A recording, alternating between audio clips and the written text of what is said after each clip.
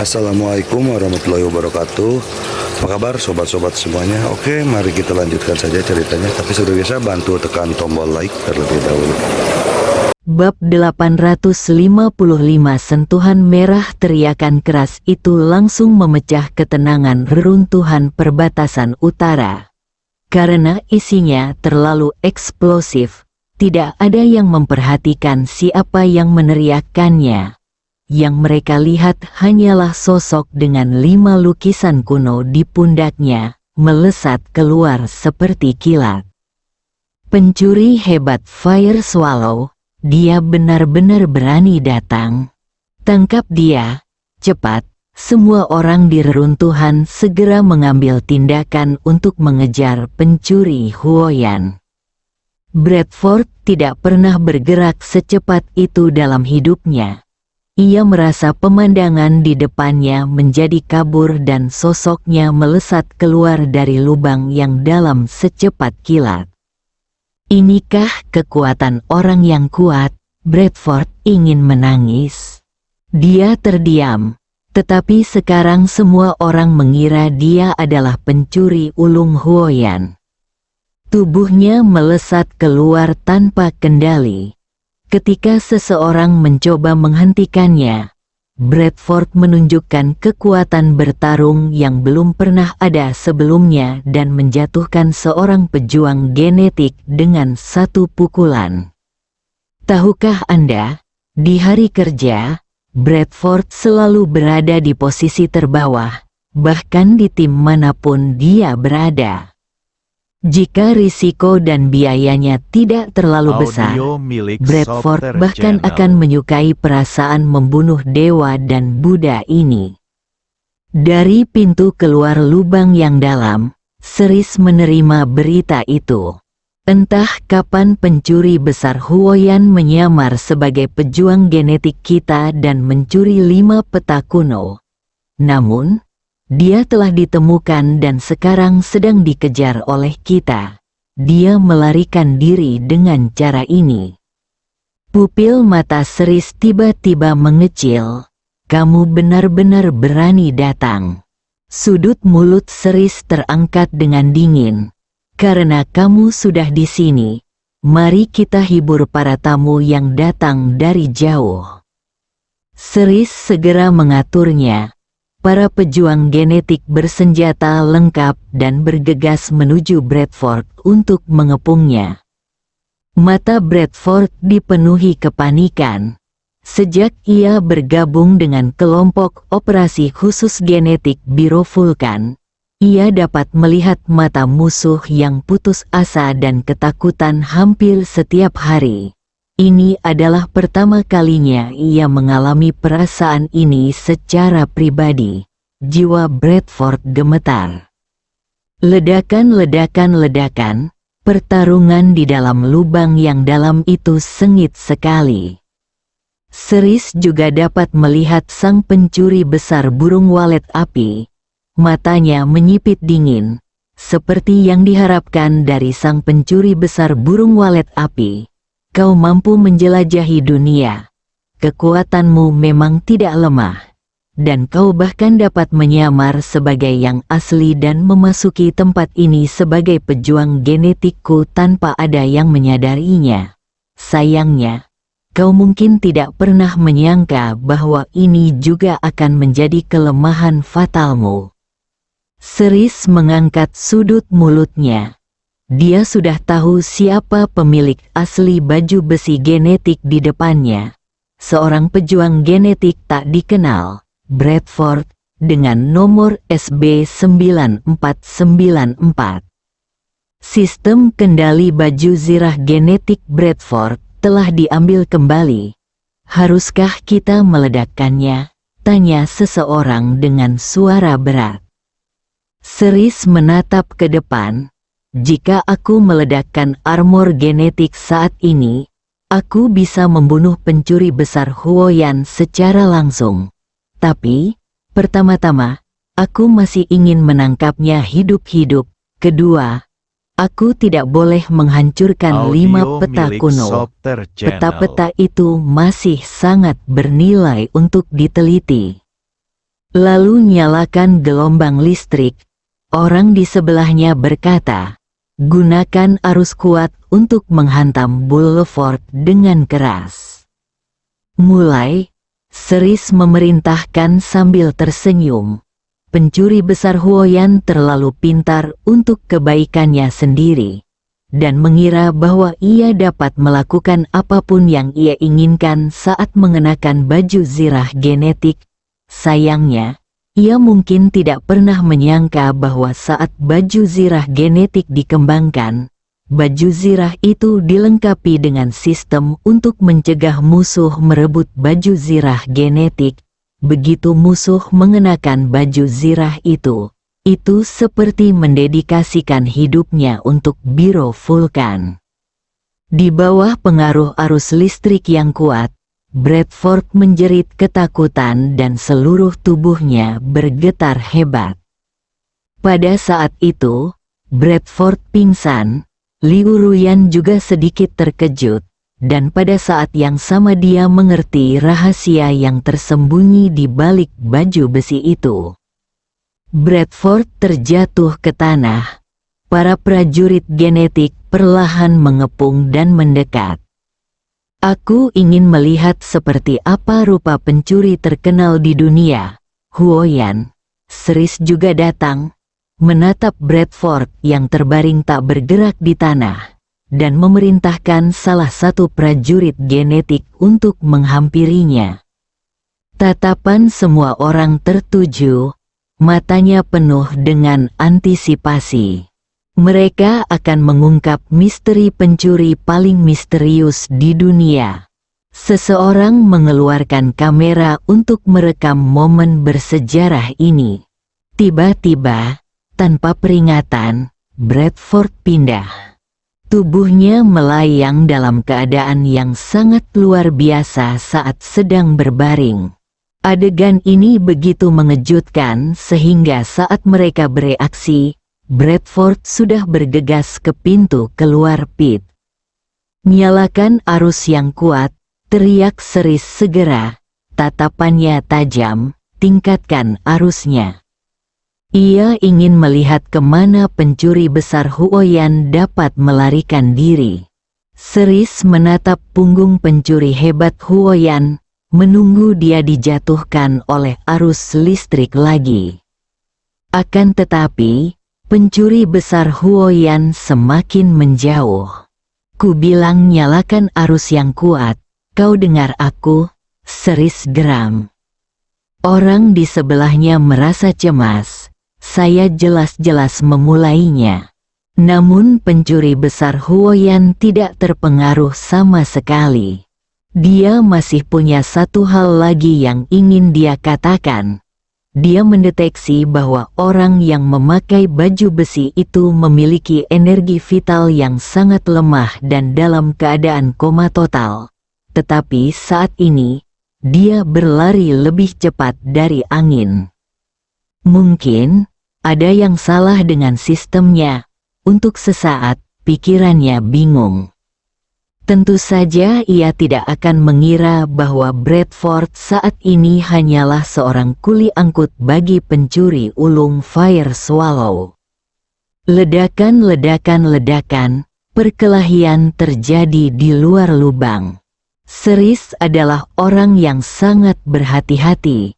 Meskipun dia 100% yakin bahwa pencuri hebat Fire Swallow tidak akan bisa kabur, dia tetap mengerahkan pasukan keluar untuk berjaga-jaga.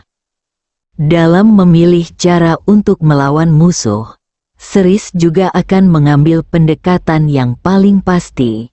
Ia sendiri adalah seorang pejuang genetik tingkat S, tetapi menurutnya, pencuri hebat Fire Swallow mengenakan baju besi genetik dan menggunakan arus listrik yang kuat untuk menyerang adalah pilihan yang paling bijaksana.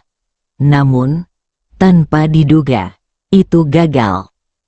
Kejar, Seris mengejarnya dengan wajah cemberut. Para pejuang genetik juga bergegas keluar. 5 tim gen, dengan susunan seperti itu, mengepung pencuri besar Huoyan, jika mereka membiarkan pencuri besar Huoyan melarikan diri, di mana wajah tim Gen Biro Vulkan akan berada. Bang, bang, bang, pencuri hebat Huoyan pada akhirnya tak sebanding dengan 4 tangan dengan 2 tinjunya. Kelima lukisan kuno itu jatuh ke tanah. Salah satu pejuang genetik bertindak cepat dan mengambil 5 gambar kuno itu. Tidak seorang pun peduli dengan perincian ini. Bradford menyeret tubuhnya yang terluka parah dan berlari ke satu arah. Mata Seris juga tertuju pada Bradford. Ledakan. Ketika Bradford akhirnya jatuh ke tanah, Seris menghela napas lega. Hampir saja terjadi. Namun, setelah Seris maju beberapa langkah, dia tiba-tiba menyadari sesuatu dan tiba-tiba mendongak. Bagaimana dengan 5 lukisan kuno? Juga, di manakah pejuang genetik yang baru saja mengambil gambar kuno itu? Ekspresi Seris tiba-tiba berubah, dan dia berteriak dengan marah. Pencuri besar Huoyan punya kaki tangan. Seris bergegas keluar dan melihat sesosok tubuh di kejauhan. Arah tenggara, kejar. Pada saat yang sama, Seris berteriak, "Cari tahu nomor seri baju besi genetik itu dan ledakan segera." Suaranya memekakkan telinga. Liu Ruyan mendapat 5 peta kuno. Orang yang mengejarnya paling cepat adalah Seris. Namun, bagi Liu Ruyan, dia sudah mencapai jarak yang aman. Untuk mencegah baju zirahnya melakukan serangan balik, Liu Ruyan langsung menggunakan kekuatan internalnya. Baju zirah genetik yang dikenakannya hancur. Dia mengenakan gaun merah, kerudung menutupi wajahnya, dan rambut panjangnya berkibar tertiup angin. Seris melihat sekilas pemandangan ini dari jauh dan tercengang. Detik berikutnya, sentuhan warna merah ini langsung menghilang ke dalam kegelapan. Bab 856 Kesalahan tubuh Seris membeku dan tidak bergerak. Dia adalah seorang pejuang genetik tingkat S. Kecepatan api menghilang begitu saja terlalu cepat. Seris tahu bahwa dia tidak punya cara untuk mengejarnya. Dia hanya bisa menyaksikan 5 gambar kuno dan wanita berbaju merah menghilang. Pencuri hebat Huoyan sebenarnya memiliki teman wanita. Seris mengerutkan kening. Lubang telah digali dan jaring telah dipasang. Tinggal menunggu pencuri Huoyan jatuh ke dalam perangkap. Namun pada akhirnya, dia malah menembak kakinya sendiri. Dia tidak hanya kehilangan wanita itu, tetapi dia juga kehilangan pasukannya. Para pejuang Gen mengalami kemunduran satu demi satu dan 5 peta kuno dicuri. Untungnya, pencuri Huoyan tertangkap. Seris berbalik dan berjalan kembali. Dia ingin melihat wajah asli pencuri besar Huoyan. Ketika Seris kembali, semua orang menatapnya dengan ekspresi aneh. Seris merasakan firasat buruk di hatinya dan langsung bertanya, "Di mana pencuri besar burung walet api?" Ikuti arah yang ditunjuk orang banyak. Baju zirah The Great Thief Fire Swallow telah dilepas, menampakkan wajah pucatnya. Akibat sengatan arus listrik kuat yang terus-menerus, orang tersebut masih koma dan nafasnya lemah. "Dia anggota timku, Bradford," seorang pria berjalan keluar dengan ekspresi gugup.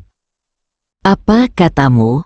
Seris tiba-tiba menatap pria itu, dan setelah beberapa saat, dia meraung, "Apakah ini Bradford yang kamu bicarakan? Pencuri hebat Huoyan yang kita tangkap?" Tidak dapat menjawab panggilan. Dia hanya bisa membiarkan Seris mengumpat seperti badai. Bangunkan dia dan tanyakan dengan jelas. Setengah jam kemudian, Seris menarik napas dalam-dalam dan mencoba mengendalikan emosinya. Tiba-tiba, bayangan merah kembali melintas di benaknya. Bullefort tidak mungkin menjadi pencuri hebat Fire Swallow, jadi pencuri besar Huoyan. Apakah dia wanita berbaju merah? Mata Seris menampakkan keterkejutan yang hebat. Pencuri terkenal di dunia Huoyan sebenarnya seorang wanita. Para pejuang genetik di seluruh reruntuhan utara tidak berani bernapas bahkan untuk sesaat. Selama proses membawa Bradford pergi untuk perawatan darurat, semua orang berdiri diam dan tidak berani bergerak karena takut memicu kemarahan Seris lagi. Hampir 1 jam berlalu, Bradford dibawa kembali. Dia telah terbangun. Seris berjalan mendekat dengan wajah cemberut dan menatap Bradford dengan tatapan membunuh. Bradford hampir pingsan lagi. Apakah kau pencuri hebat Fire Swallow? Kata-kata pertama Seris membuat Bradford ketakutan. Tanpa mempedulikan rasa sakit yang hebat di sekujur tubuhnya, Bradford buru-buru menggelengkan kepalanya dan berkata dengan suara lemah, "Tidak, aku bukan pencuri hebat." Lalu mengapa kau mencuri lukisan-lukisan kuno itu? Dan untuk menutupi pelarian pencuri besar Huoyan, Seris menggertakkan giginya karena benci. Dari 3 rencana yang dikerahkan Anthony, 2 lainnya berjalan lancar. Tetapi ada yang salah di sini. Seris tidak berani membayangkan serangan seperti apa yang akan dihadapi Anthony setelah dia melaporkan berita itu. Mata Bullefort dipenuhi rasa takut. Saya sedang menjaga lukisan kuno itu. Tetapi tiba-tiba tubuh saya lepas kendali. Apa yang terjadi setelahnya bukanlah keinginan saya. Tubuh saya sama sekali tidak berada di bawah kendali saya. Semua orang memandang Bradford dengan pandangan aneh. Pernyataan macam apa ini? Seris menatap Bradford. Apakah kau mengatakan padaku bahwa apa yang terjadi tadi dilakukan oleh tubuhmu dan tidak ada hubungannya denganmu? Itu adalah kesalahan tubuhmu? Bradford tertegun sejenak, lalu tergagap. Ini, kedengarannya agak tidak dapat dipercaya, tetapi ini benar. Omong kosong. Seris tak kuasa menahan diri untuk mengumpat. Jika saja dia tidak melihat Bradford dalam kondisi yang bisa membuatnya mati kapan saja, Seris pasti sudah menghajarnya. Dia menatap Bradford dengan mata marah dan berkata, "Aku akan memberimu 1 kesempatan lagi." Bradford berteriak, "Saya mengatakan yang sebenarnya. Bawa dia pergi," kata Seris dingin. "Buka mulutnya dan lihat seberapa kerasnya." Ketika Bradford mendengar ini, matanya menjadi gelap dan dia pingsan. Seris melihat sekeliling, mendengus dingin, lalu berjalan pergi. Dia harus melaporkan situasi di sini kepada Anthony dan menjauh dari kelompok pejuang genetik ini. Biro Vulkan, kantor Anthony. Ekspresi Anthony juga tidak bagus. Dia ingin melihat orang-orang Tiongkok panik dan hampir runtuh. Tetapi dia tidak menyangka bahwa penyebaran berita tentang Chu Chen yang melaut akan membawa kekuatan yang begitu besar bagi orang-orang Tiongkok. Pada saat ini, telepon seluler Anthony berdering. Panggilan dari Seris. "Sepertinya ada kabar baik dari Seris," kata Anthony sambil menjawab telepon. Ia sedang dalam suasana hati yang buruk. Ia benar-benar membutuhkan kabar baik untuk memperbaiki suasana hatinya. Sebelum Ceris sempat melapor, Anthony berbicara sambil tersenyum. Saya rasa Anda punya kabar baik untuk dibagikan kepada saya. Angin dingin dari padang rumput utara bersiul, dan tubuh Ceris tiba-tiba bergetar. Benar saja. Setelah melaporkan situasi di sini, Ceris sedikit menjauhkan telepon dari telinganya. Meski begitu, orang masih bisa mendengar gemuruh dan lolongan yang mengguncang bumi. Bahkan lebih dari apa yang baru saja Ceris tanyakan pada yang lain. Setelah Anthony selesai mengumpat, dia menutup telepon dengan marah, duduk di kursi, dan tersentak. Setelah omelan ini, bahkan orang kuat selevelnya pun merasa sedikit lelah. Saya mengharapkan 3 hal baik terjadi pada saya, tetapi saya tidak menyangka bahwa saya akan gagal dengan Ceris. Pencuri besar Fire Swallow memang licik dan berbahaya. Tetapi para pejuang gen tingkat SS kita akan segera berhasil dalam penelitian mereka. Jika saatnya tiba, akan mudah bagi para pejuang gen tingkat SS untuk menghadapi pencuri besar Fire Swallow. Seseorang di sampingnya menghibur Anthony. Anthony mendengus. Dia tidak lagi memperhatikan situasi di padang rumput utara. Dan semua perhatiannya terfokus pada laut. Dengan kecepatan seperti ini, dalam 10 jam lagi, gelombang laut akan dapat menghantam garis pantai Tiongkok. Anthony menyipitkan matanya dengan dingin. Chu Chen, setelah pria ini pergi ke laut, tidak ada yang melihat sosoknya di laut. Seolah-olah dia menghilang di kedalaman laut. Aku tidak tahu apa yang sedang direncanakannya. Beritahu Wiggins dan minta dia untuk lebih berhati-hati. Juga, percepat pergerakan gelombang pasang binatang laut. Anthony tidak bisa menunggu lebih lama lagi, atau lebih tepatnya, apa yang terjadi di padang rumput utara telah memberinya peringatan. Dan dia tidak ingin situasi lain terjadi di sini. Jauh di dalam lautan luas, sebuah kapal bergerak maju, tidak lambat atau cepat. Chu Chen membentuk formasi untuk menyembunyikan auranya, sehingga kapal dapat terhindar dari deteksi semua drone dan melaju di laut seolah tak terlihat. Jiwa Chu Chen menyebar kemana-mana. Dia ingin menemukan Jiang Kufeng. Kalau saja Jiang Kufeng masih di dalam laut, dia tidak mungkin tidak mengetahui keributan besar yang disebabkan oleh pasang surut binatang laut. Gelombang binatang laut semakin dekat. Chu Chen sedikit mengangkat sudut mulutnya. Selanjutnya, mari kita saksikan pertunjukan Saudara Feng. Bersambung.